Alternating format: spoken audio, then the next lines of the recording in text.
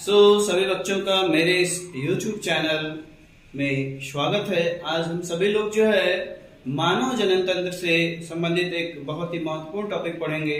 जी हाँ, यह मानव जनन तंत्र अर्थात हमने लास्ट की वीडियो में मानव जनन तंत्र के बारे में बताया था, नर जनन तंत्र के बारे में बताया था, मादा जनन तंत्र के बारे में बताया था। आज उसी से संबंधित एक बहुत ही महत्वपूर्ण टॉपिक है और इस टॉपिक का नाम है निषेचन। इंग्लिश में कहते हैं हम लोग इसको फर्टिलाइजेशन या सिंगैमी के नाम से जानते हैं। और इसके बाद हम लोग तुरंत जो है इसी वीडियो में पढ़ लेंगे भ्रूणीय परिवर्धन के बारे में। ठीक है, तो आइए हम लोग जो है स्टार्ट करते हैं। निषेचन किसे कहते हैं? तो आप सभी लोग जानते हैं कि जो मानव में जो है नर जनन जो अंग बताए थे हम आपको, वृषण टेस्टिस, तो उसके अंदर स्पर्म का निर्माण होता है जिसको हम लोग नर युग्मक कहते हैं। और जबकि जो है मादा जो जनन अंग है इसको हम लोग कहते हैं ओवरी अंडाशय, इसमें जो है अंडाणु का निर्माण होता है, मादा युग्मक का निर्माण होता है। तो जो है बच्चों जो है जो शुक्राणु है, ठीक है, जो आपका शुक्राणु है नर युग्मक, ये जब जो है मादा युग्मक अंडाणु, जब नर युग्मक और मादा युग्मक अंडाणु जो है परस्पर जो है संलयित होते हैं, जब मादा युग्मक और नर युग्मक परस्पर संलयित होते हैं तो जो है एक नई संरचना बनती है ना, और इसको हम लोग कहते हैं युग्मनज। क्या कहते हैं? युग्मनज कहते हैं ना, और इंग्लिश में जाइगोट कहते हैं। इस तरह इस क्रिया को निषेचन कहते हैं। अर्थात क्या हो गया, ये क्या है, शुक्राणु है, ये अंडाणु है, ठीक है, और दोनों क्या हो रहे हैं, संलयित हो रहे हैं। तो दोनों के संलयित होने से क्या बन रहा है, आपका युग्मनज बन रहा है ना, जाइगोट बन रहा है। इसी को हम लोग क्या कहते हैं, इस क्रिया को हम लोग क्या कहते हैं, निषेचन। तो भाई याद रहे कि जो शुक्राणु है ये यन है और अंडाणु भी क्या है, यन है। यन मतलब कि गुणसूत्र की संख्या के अगुणित है, इसमें भी और इसमें भी। तो दोनों मिल गए तो क्या बना दिए, 2n। द्विगुणित जो है युग्मनज क्या हो गया, द्विगुणित हो गया, अब एक कोशिकीय होता है। ठीक है, इस तरह से इस क्रिया को हम लोग क्या कहेंगे, निषेचन कहेंगे। याद रहे आप सभी लोगों को जो है इस निषेचन में शुक्राणु का जो है केवल केंद्रक वाला भाग लेता है, शुक्राणु का जो है केवल केंद्रक ही जो है भाग लेता है, और जबकि अंडाणु का पूरा जो है शरीर भाग लेता है। ठीक है, तो इस तरह से हम लोगों ने देखा निषेचन का परिभाषा। आइए हम लोग जो है अब आगे बढ़ते हैं। निषेचन के जब आगे बढ़ेंगे तो हम लोगों को जो है भ्रूणीय परिवर्तन के बारे में, पिछले वीडियो में ही ये मादा जनन तंत्र का हमने फिगर बनाया था। इस फिगर के माध्यम से भी हम लोग निषेचन और भ्रूणीय परिवर्तन के बारे में समझ सकते हैं। तो आइए हम सभी लोग ध्यान से देखते हैं कि जो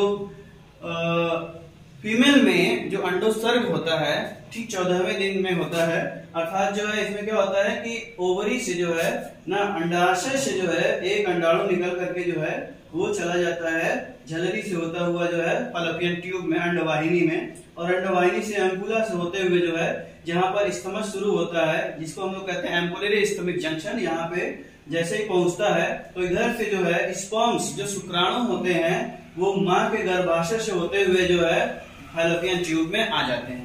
फिर जो है ढेर सारे स्पर्म्स जो होते हैं एक अंडाणु पे जो है अट्रैक्ट करते हैं, लेकिन जो सबसे ताकतवर जो है शुक्राणु होता है वो शुक्राणु क्या करता है कि अपने केंद्रक को जो है ना, अपने केंद्रक को जो है इस माँ के जो है अंडाणु में जो है भेज देता है। तो इस तरह से जो है आप देख सकते हैं कि ये जो शुक्राणु है जब इस पे अटैक करेगा, समझ रहे हैं, जब इस पे ये अटैक करेगा तो फिर क्या करेगा कि अपने जो है ना, ये जो नुकीला वाला भाग दिख रहा है इसको हम लोग क्या कहते हैं, एक्रोसोम, इससे जो है एक एंजाइम रिलीज करेगा। एंजाइम से जो माँ का जो है ना अंडाणु का जो दीवार है, वॉल है, ये क्या हो जाएगा, गल जाएगा, जिससे कि क्या करेगा कि ये अपने जो है, ठीक है, केंद्रक को जो है आसानी से इसमें प्रवेश करा लेगा। अब इसका केंद्रक जो है कहाँ चला गया ना, अंडाणु के केंद्र से जाकर के फ्यूज कर जाएगा, संलयित हो जाएगा। इस तरह से जाइगोट का निर्माण हो जाएगा, युग्मनज का निर्माण हो जाएगा।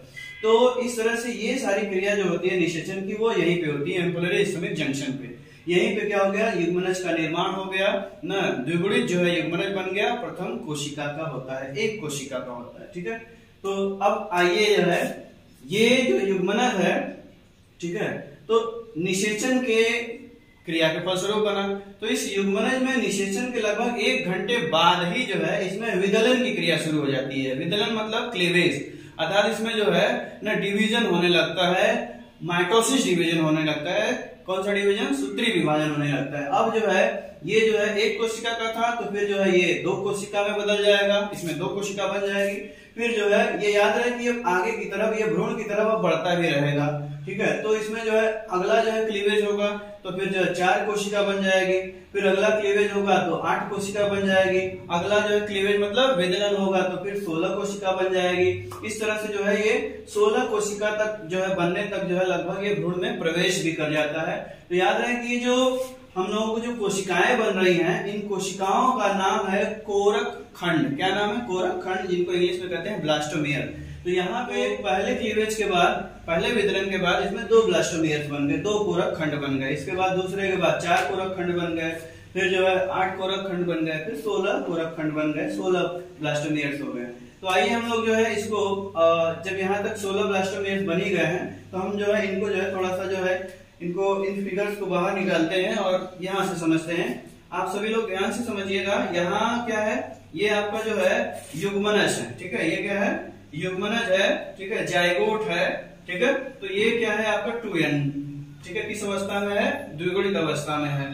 अब आइए जो है इसमें जो है क्या हो रहा है कि प्रथम विदलन हो रहा है, प्रथम जो है डिवीजन हो रहा है, जिसके फलस्वरूप इसमें 2 कोरक खंडों का निर्माण हो गया। ये अभी किसी स्थिति में आ गया? 2 सेल्ड स्टेज में आ गया। इसमें 2 कोशिकाएं, 2 ब्लास्टोमियर्स बन गए। अभी जो है दूसरा विदलन होने वाला है, तो दूसरा विदलन होगा तो जो है 2 सेल से जो है इसमें 4 सेल्स बन जाएंगे, 4 कोरक खंड बन जाएंगे। ये 4 सेल्ड स्टेज में आ गया। फिर ये जो है तीसरा जो है क्लीवेज विदलन हो जाएगा, तो इसमें फिर क्या हो जाएंगे? 8 कोरक जो है खंड बन जाएंगे, 8 ब्लास्टोमियर्स बन जाएंगे, ठीक है। फिर इसके बाद जो है चौथा हो जाएगा क्लीवेज विदलन, तो फिर इसमें जो है आपके जो है 8 के बाद कितने बन जाएंगे? 16 जो है कोरक खंड बन जाएंगे, 16 ब्लास्टोमियर्स बन जाएंगे। देन उसके बाद फाइनली जो है 5वां जो है विदलन होगा, तो फिर इसमें जो है कितने बन जाएंगे आपको जो है ब्लास्टोमियर्स? फिर इसके बाद 32 ब्लास्टोमियर्स बन जाएंगे। तो आइए थोड़ा सा हम लोग बैक चलते हैं। तो जब जो है जाइगोट जो है क्या है? मतलब प्रथम कोशिका, एक कोशिकी है, लेकिन जो है आप देख रहे हैं फिर ये 2 कोशिका स्टेज में, फिर 4 कोशिका स्टेज में, फिर जो है 8 कोशिका जो है स्टेज में बदल गया, 8 ब्लास्टोमियर्स बन गया, फिर 16, फिर 32। तो जब जो है ना इसमें जो है 8 ब्लास्टोमियर्स होते हैं, तो यहां से जो है इनका नाम शुरू हो जाता है भ्रूण, एम्ब्रियो। तो जब यह जो है युग्मनज जो है 8 जो है न ब्लास्टोमियर्स के रूप में भ्रूण की अवस्था में होता है, 16 जो है ब्लास्टोमियर्स के भ्रूण की अवस्था में होता है, तब हम जो है 8 जो है और 16 ब्लास्टोमियर्स वाले भ्रूण को हम लोग कहते हैं तूतक, अर्थात जो है मोरूला कहते हैं। याद रहे, क्वेश्चन आता है। तो 8 to 16 ब्लास्टोमियर्स वाले भ्रूण को हम लोग क्या कहेंगे? मोरूला कहेंगे, ना तूतक कहेंगे, क्योंकि इसमें जो है तूत की तरह जो है जो मलबरी होती है उसकी तरह जो है इसमें कोशिकाएं जो है दिखाई। फिर आइए हम लोग जो है 5वें विदलन के बाद जो है इसमें 16 से जो है 32 जो है कोशिकाएं बन चुकी है, 32 ब्लास्टोमियर्स बन चुके हैं। तो इसको हम लोग कहते हैं कोरक कुटी कहते हैं, इंग्लिश में क्या कहते हैं? ब्लास्टोसिस्ट कहते हैं। क्या कहते हैं? ब्लास्टोसिस्ट। तो याद रहे कि जो मोरूला स्टेज होता है, इसमें जो 8 या 16 कोशिकाएं होती हैं, ये सॉलिड होती हैं, ये सॉलिड मास है, ठीक है।